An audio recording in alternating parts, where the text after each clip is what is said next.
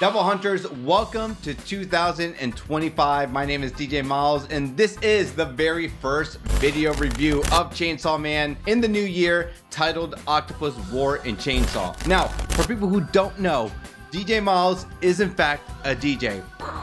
Last night was 12/31, so I was working in the New Year's, and let me just quickly vent for 2 seconds. Come here. I hate country music. I hate it so much. I'm also combating a sickness right now, so please forgive me if I do sound a little off. But let's go ahead and take things from the top as we see Pochita forcing Denji to regurgitate, but what emerges isn't a devil, it's Yoshida, who had apparently been swallowed whole during the chaos. Now, we didn't actually see Pochita swallow Yoshida. We saw like an octopus tendril, right? Like a tentacle that Pochita consumed along with snow and bitterness. That was off screen as well, but you know, we got the narration confirmation. That being said, a lot of people at the time was like, well wait, if he swallowed the octopus, why would Yoshida be a part of that if Yoshida is only contracted with the octopus? And to that I say, yeah, good point. So I don't really know how the implications work with all that, but I guess now, supposedly, if you are contracted with the devil that Pochita ends up consuming, then you as a result might be consumed as well. But there still might be things we don't really know on Yoshida and how his contract works, because Yoshida is a man of many mysteries. He has been very ambiguous. This is the thing I kinda like about him, and I also hate about him. Maybe for a lack of a better term, because Fujimoto doesn't give Yoshida enough to do, or whenever he does put him on screen, it's just that typecast of, I'm gonna be ominous, I'm gonna be mysterious, I don't really know my agenda until the later parts of the story. But considering we are already, arguably about 75% done, this is what many people, and myself included, are speculating anyway. When is Yoshida going to do something? And we'll figure out what he ends up doing next week with what he asked Denji to do at the very end of that chapter. But I digress, because Asa immediately identifies Yoshida as the man who severed her right arm and demands an apology. Yoshida, however, points out that she still has both her arms intact, while Denji comments that sometimes that they can grow back. And I saw this on Twitter. Him saying arms can grow back is a callback to the date that Asa and Denji had way back at the aquarium when she was talking about, I think, starfishes like regrowing their ligaments or whatever. And I think Denji's just using that knowledge that Asa said to him during their date and just assuming, well, if starfish can do it, then maybe sometimes humans can do it as well. So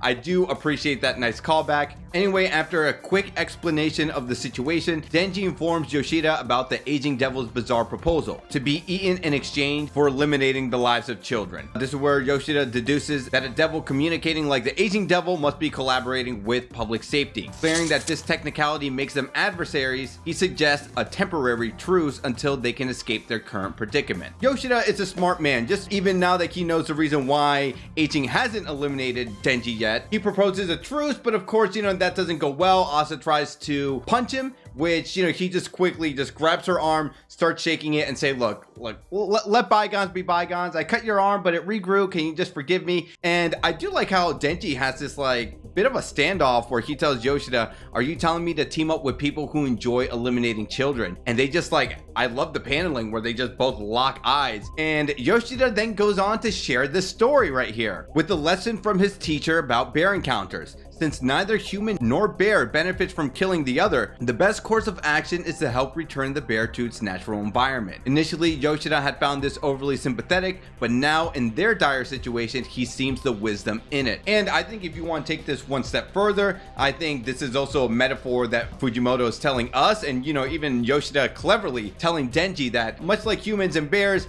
being in their natural habitats, we should kind of leave them alone, and one going after the other, there's no true benefit at the end of the day. So here he is in this predicament, and he's like, oh, now this life lesson is coming in handy, because look, maybe Denji can eliminate me. Denji can definitely eliminate him whenever he wants, and although they are public enemies, the bigger threat is in hand, and you know, it's a good threat. It's a primal fear. So how the hell are they going to escape? And more importantly, if Pochita thought that regurgitating Yoshida out was going to come to their benefit, then maybe there is something here at hand that we'll just have to see and wait and how that plays out next week. But although Yoshida is the person that did come out as opposed to like one of the agents of death, check out Sufferance last video. He gave like a really good theory about it. This was definitely the logical option. So I guess we really have to pay attention to just currently the devils that Pochita consumed, which was what, everyone from like public safety agent 5. Who is Yoshida going to try to grab out of Denji's mouth? I don't know, but if it just seems like we're going to keep with this current arc, let's just put 2 and 2 together and just assume that everyone Pochita recently consumed is probably going to be the people that's going to help out in this situation, right? So let's look at the people in public safety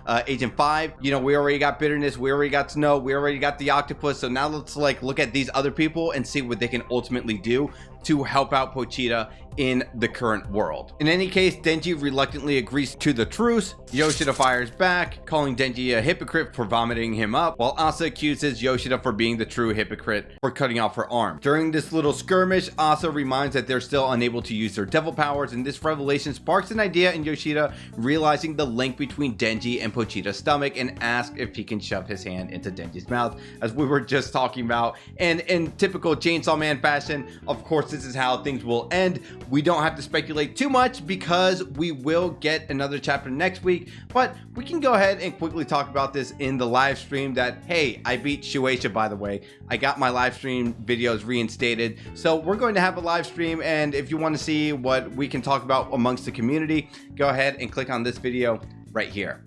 Take care.